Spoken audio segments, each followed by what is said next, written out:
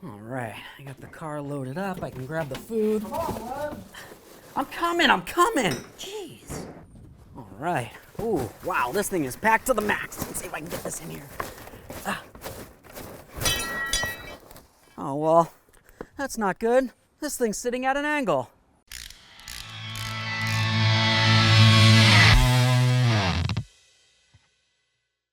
Hey friends, it's Len here from 1A Auto. So the weather's starting to get a little bit warmer. Well, at least for most of us around my area.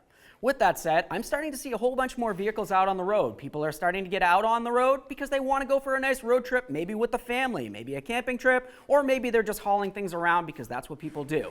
Now, it's super common to see a vehicle driving down the road, whether it's a car or truck, and you might happen to notice that it doesn't seem like it's sitting perfectly level.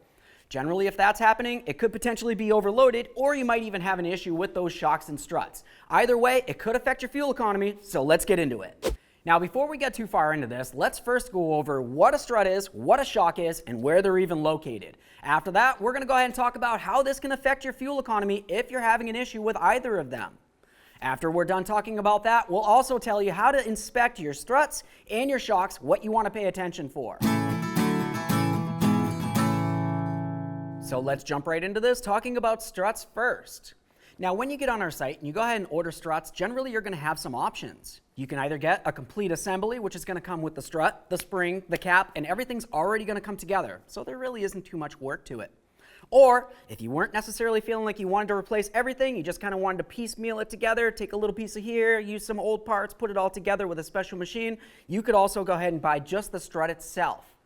Now, for me personally, it doesn't make any sense to just buy the strut because, of course, the spring that goes around it is also going to wear down over time, and the strut cap along the top has bearings inside of it generally, and of course, those could potentially go bad as well. So why go ahead and take something apart, which could potentially be super dangerous, and put on old parts onto a brand new part before you go ahead and install it into your vehicle? Now, what does a strut do? Essentially, the strut's going to be located in the front of the vehicle, and in the front of the vehicle on most cars or even trucks, you're going to have all the weight of that engine and transmission on there. So they need to be, of course, up to par, and generally you're going to find that they have a spring going around them. It's going to give it a little bit more strength for when you're driving down the road, and it's, of course, going to help absorb some of those bumps. Now, let's go over how to tell if one of your struts is bad. Now, typically for me, I take a look at the outside of the vehicle. I want to essentially see if it looks like it's sagging, either front or rear, or maybe even side to side.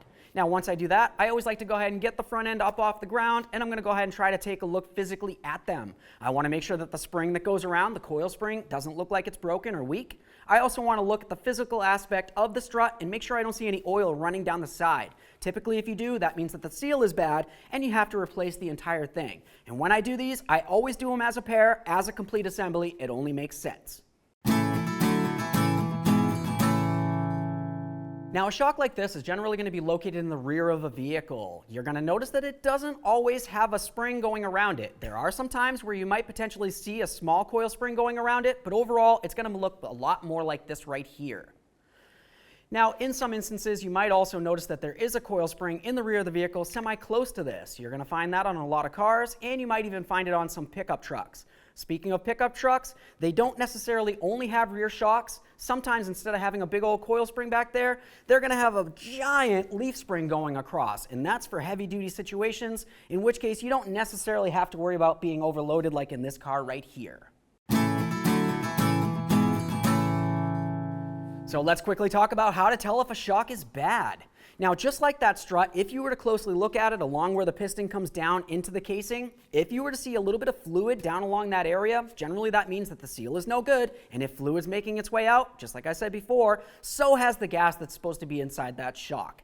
Now, when that happens, the way that you're going to be able to tell while you're driving down the road is the car just seems like is that the back of it's bouncing up and down, or even if you have a little bit of weight in the back, it wants to sit down like a lowrider in the back. Now, all this could potentially affect your fuel economy, so let's get into that now.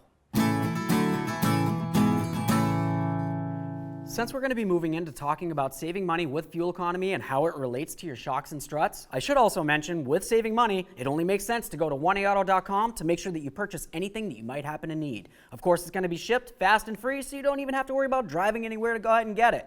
Now, of course, with the fuel economy, if you had some issues with the actual suspension itself, you could potentially have some sort of drag or resistance problem. Now, what I mean by that is if the front is sagging down a little bit, you can imagine how much wind resistance you're going to have coming along the top of that vehicle. If you have it sagging down in the rear, now you're going to have more wind making its way underneath, and all that's going to cause resistance, and any drag or resistance that you might happen to have, if it's due to your suspension, front or rear, is going to cost you money in the long run. We've all seen exactly how much those gas prices are going up, up, up, and we're trying to make sure that we can save you money with any parts that you might happen to need. So not only can your car sag front or rear, whether or not you're having issues with the front struts or even rear shocks, but what if it's sagging to one side or even the other? Now, if that's happening, typically it means that you're having an issue with one of the struts in the front or even maybe one of the shocks in the rear or even that spring in the rear, assuming you have a coil spring.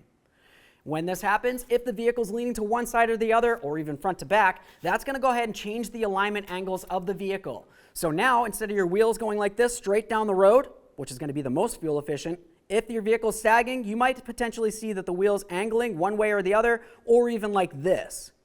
When that happens, it's going to cause more restriction on the ground or more resistance on the ground. It's going to eat up your tires a little bit, which of course is costly, and it's going to cost you a whole bunch of money at that fuel pump. Whatever you do, if you're replacing the shocks or even the struts, make sure you get yourself a four-wheel alignment in the end. Now, I hope you liked the video. I hope you learned a little something. If there's something in this video that you thought was interesting, or you know somebody that might think it was interesting, go ahead and share it with them. It would mean everything to me. If you like the video, or even love the video, go ahead and smash on the like button for me. It would mean the world. While you're at it, go ahead and subscribe, ring the bell. That way there you, all of your friends, can be kept up with all of our latest content. Thanks.